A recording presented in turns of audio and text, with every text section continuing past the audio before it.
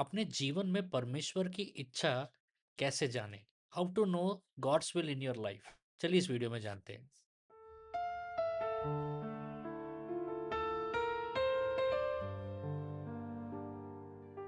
मेरा किताब 21 दिन अपने उपचार के लिए भविष्यवाणी घोषणा, इस किताब को ज़रूर पढ़िएगा। इस किताब में मैंने एक एक दिन किस रीति से हीलिंग को डिक्लेयर करना है अपने लाइफ के ऊपर मैंने लिखा है। ये किताब आप अमेजोन फ्लिपकार्ट से पा सकते हो और किताब का लिंक नीचे डिस्क्रिप्शन में दिया गया है। क्या आपने कभी यह सोचा है कि परमेश्वर आप मुझसे चाहता क्या है? आप प्रार्थना करते हैं, आप बाइबल पढ़ते हैं, फिर भी अंदर में ये कंफ्यूजन कईयों के अंदर रहता है। आज हम बाइबल से समझेंगे कि परमेश्वर की इच्छा कैसे पहचानी जाती है, प्रैक्टिकली, क्लियरली और बिब्लिकली। परमेश्वर की इच्छा पहले से लिखी हुई है। सबसे पहला सत्य यह है कि परमेश्वर की इच्छा कोई छिपी हुई मिस्ट्री नहीं है। उसका बड़ा हिस्सा पहले से वचन में लिखा हुआ है, पहला थिस्सलुनीयन 4:3 में। क्योंकि परमेश्वर की इच्छा यह है कि तुम पवित्र बनो। ध्यान दीजिएगा, यह नहीं लिखा है शायद, यह साफ लिखा है यही परमेश्वर की इच्छा है। गहरा सत्य है कि आप अपनी कॉलिंग ढूंढने से पहले अपनी पवित्रता को इग्नोर मत कीजिएगा। पहले कैरेक्टर, हमारा चरित्र अलाइन होना है, फिर हमारा जो बुलावट है, कॉलिंग, हमें समझ में आएगा। इच्छा जानने से पहले मन बदलना पड़ता है। एक रेयर बात है, ठीक है। लोग पूछते हैं परमेश्वर का इच्छा क्या है, पर वे अपना माइंड चेंज नहीं करना चाहते। रोमियो का 12:2 में लिखा है, इस संसार के सदृश ना बनो, परंतु तुम्हारे मन के नए हो जाने से तुम्हारा चाल चलन भी बदलता जाए, जिससे तुम परमेश्वर की भली और भावती और सिद्ध इच्छा अनुभव से मालूम करते रहो। ध्यान दीजिएगा, पहले माइंड चेंज, फिर परमेश्वर का इच्छा हमें क्लियर होता है। परमेश्वर अपनी इच्छा कंफ्यूज्ड माइंड को नहीं देता है, वह उसे उस बदलाव वाले माइंड यानी रिन्यूड माइंड को देता है, ठीक है। और एक सबसे बड़ा है शांति। परमेश्वर का संकेत है, दबाव नहीं है। बहुत लोग डिसीजन लेते हैं प्रेशर में, लेकिन परमेश्वर ऐसे लीड नहीं करता। कोलोसियों का 3:15 में, और मसीह की शांति तुम्हारे हृदयों में राज करे। राज करे का मतलब है फाइनल डिसीजन वही करेगा।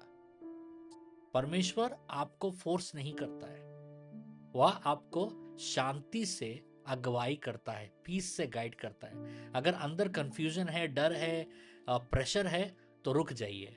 अगर अंदर में बहुत गहरा शांति है, तो आगे बढ़िए, क्योंकि यही परमेश्वर की योजना है।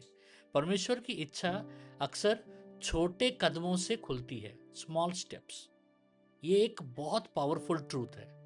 आप पूरे लाइफ का प्लान जानना चाहते हैं, लेकिन परमेश्वर आपको नेक्स्ट स्टेप, अगला कदम क्या है, उतना ही बताएगा।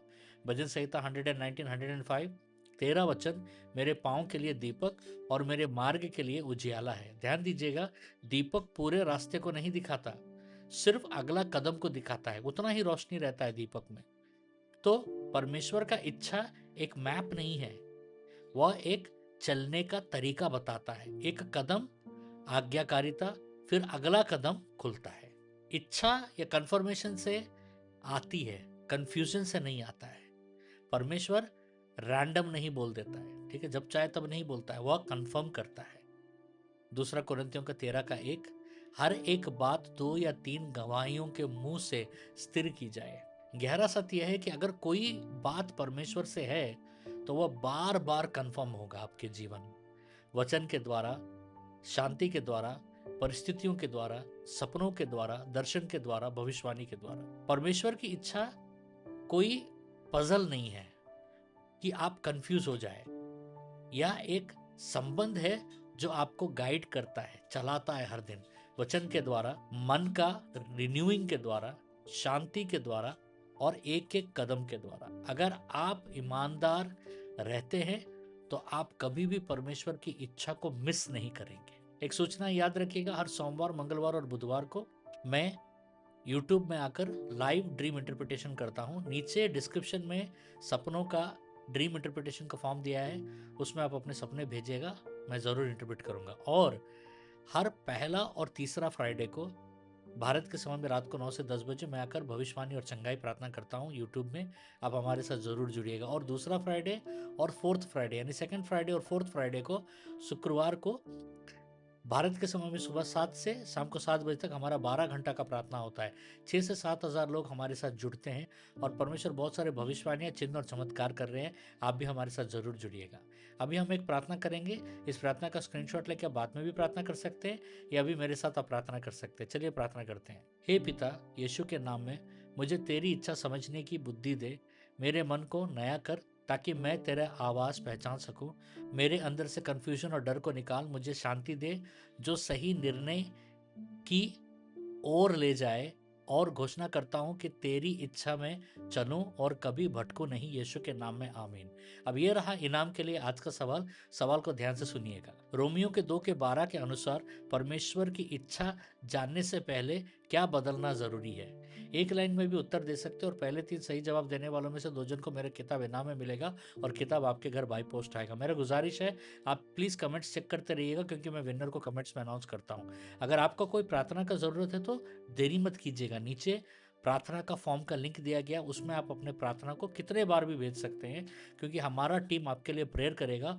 और जो लीडर आपके लिए प्रेयर करेंगे, आपके दिए गए नंबर में उस प्रार्थना को रिकॉर्ड कर कर आपको भेजा जाएगा हमारे टीम की तरफ से। इसलिए देरी मत कीजिएगा, अपने प्रार्थना की ज़रूरतों को हमें भेजिएगा क्योंकि हम आपको कवर करेंगे। परमेश्वर आपको बहुत आशीष दे।